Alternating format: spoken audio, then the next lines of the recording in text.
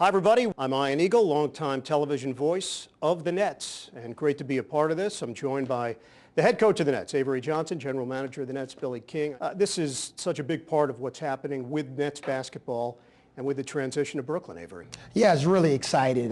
This is a moment we've all been looking forward to, moving into a new state-of-the-art building in a city that's going to be a city that really supports Nets basketball in Brooklyn. Since I came on board here in June of 2010, it's always been about Brooklyn and the Brooklyn Nets, and having a professional team there, a major league professional team there again, especially since the Dodgers left a long time ago. Yeah. So we're really excited about being a part of the fabric of the community. And Billy, the transition has been underway for quite some time, but now it's real. It's happening. Well, it is real. I mean, I know 7 years ago when I met Bruce Ratner, Lewis Katz introduced me. He was going to be the new owner, and they were going to Brooklyn, and the excitement was there. But I think now, being this past 2 years, and it's here. It's going to be a great building. I think there's 2.6 million people live in Brooklyn. They're going to be able to call the Nets their team, and so I think it's something that I think the league is looking forward to. I think the United States is looking forward. I think people in Brooklyn. And I think it's going to be a showcase. As this team now is forming for next season, let's touch on that. Reflecting on this past season, Billy, always important as a general manager to look ahead and to be able to see into the future and see clearly. What do you see from the current group that will translate into success down the road? Well, I think you start with Deron Williams, and I think everybody's worried that Deron's going to be here. I look forward to Deron being here, opening the Barclays Center, because he's one of the top point guards in the league. And in my personal opinion, I think he's the best point guard. And I think we have Brook Lopez, who's one of the top centers in the league. And if you're going to build a team, you want to start there. But then you have Gerald Wallace and Gerald Green, who've come on the scene for us and have been exciting. Marshawn Brooks. So I think talent level, we've upgraded. This offseason, we're going to look to add to that. I look forward to having Brook back on the court healthy. With him healthy and with our talent, we're going to upgrade. It's going to be a good year next year. Avery, you played point guard in the NBA. So as a head coach, that's a position you know very well. And I'm sure it's one of those positions that the bond you form with your point guard is always going to be an important dynamic. Deron Williams, you've had a chance to coach him now for a year and change. Your impressions of him as a competitor, as a person, and as someone that could be a cornerstone for this franchise? Well, first, as a competitor, every morning I get up on game day, you feel good as a coach because you feel like you're going to win that matchup. And a lot of times it's all about matchups. And when you can go into, next year 82 games, and you're thinking, hey, we're going to win this matchup because Deron's going to outplay his guy, his opponent. He's going to be better defensively, better offensively. He's going to get us into our offense. He's big, he's strong, he's very knowledgeable of the game. He's knowledgeable about his opponents. He's doing a great job with leadership with his teammates. So that's a great feeling for me. As a person, he's fun to be around. Billy and I joined him on the golf course. We couldn't outplay him, but we spent some time with him on the golf course, and he loves to play golf in his spare time. He's got a really terrific family. His wife, Amy, is a beautiful wife and mother, and his 4 kids. So, not only bringing Deron Williams, the basketball player, to Brooklyn, we're bringing his whole family. So, Deron as a person and as a player, we've really hit a home run. Okay, we have some questions. I'm just going to fire away here.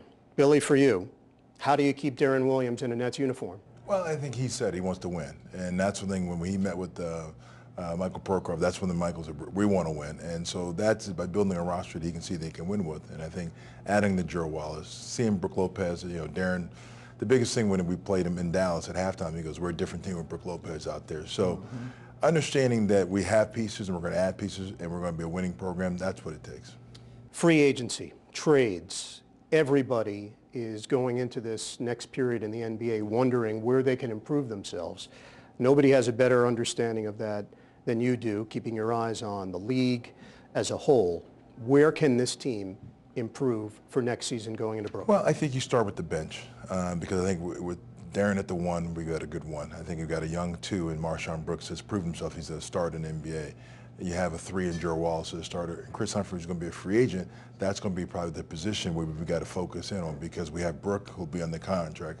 We have the right of first refusal, so we'll be able to re-sign him. So it's probably going to be at that 4 spot, and then improving your bench. And if you can add quality players on the bench, veteran leadership that makes it easier on the coach, because veteran players, they just do things instinctively with their experience.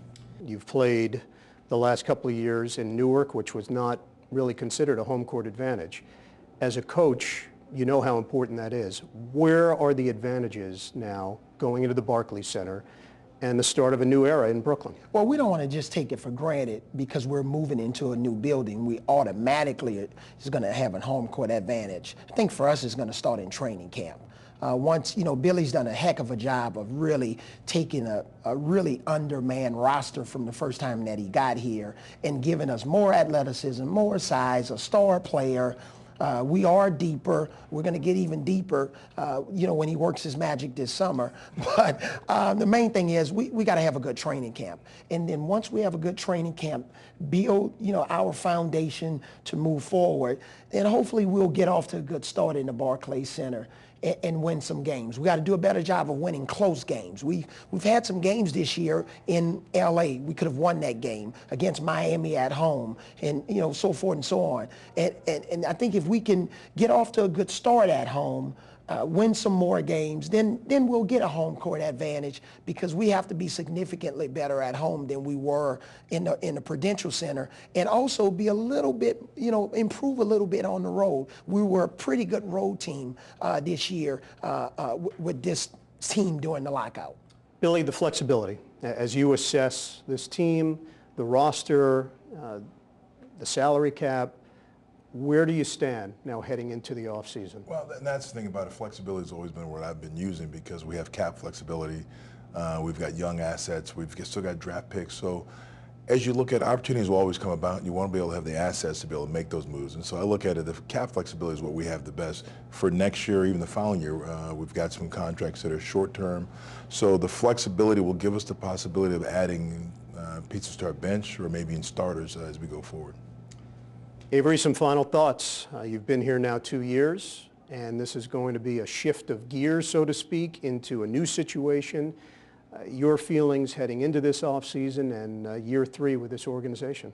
Well, we're just excited. We're excited as an organization. We're excited, Billy and I working together to really, this is like a puzzle, and just adding the right pieces to the puzzle. And we have a terrific assistant coaching staff, with guys like PJ Carlissimo, Mario Ellie, Popeye Jones, Doug Overton, those guys. They work awfully hard. So the main thing is we are excited about coming to Brooklyn.